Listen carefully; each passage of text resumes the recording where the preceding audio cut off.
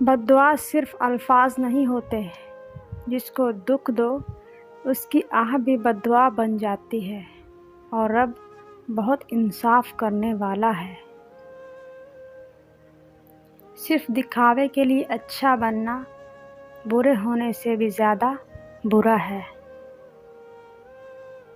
غیر ضروری تنقید وہ تلوار ہے جو سب سے پہلے خوبصورت تعلقات کا سر قلم کرتی ہے۔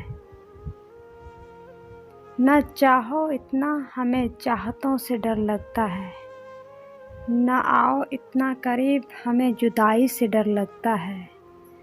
تمہاری وفا پہ تو بھروسہ ہے ہمیں، مگر کیا کریں اپنے نصیب سے ڈر لگتا ہے۔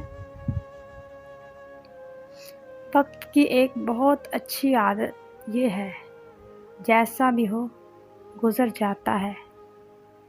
کچھ لوگ اپنے آپ کو انسان نہیں فرشتہ سمجھتے ہیں، ان کے کام بھی فرشتوں جیسے ہیں، یعنی دوسرے کے گناہوں اور برائیوں کا حساب رکھنا۔ سکون اور راحت سجدہ خدا میں ہے۔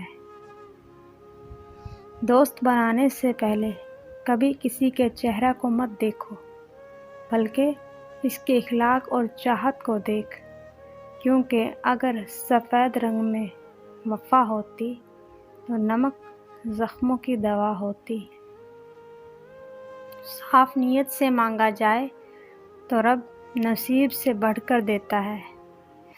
وہ جو تمہیں باہر سے سخت اور بد مزاج نظر آتے ہیں، اگر ان کے اندر جھانک لو نا تو تمہیں ان پر ترس آ جائے گا۔ بند آنکھوں سے نظر نہ آنے والے وہ لوگ ہوتے ہیں جو دل کے اس کونے میں بستے ہیں جہاں سے محبت جنم لیتی ہے۔ ہر حال میں ہنسنے کا ہنر پاس تھا جن کے، وہ رونے لگے ہیں، کوئی بات تو ہوگی۔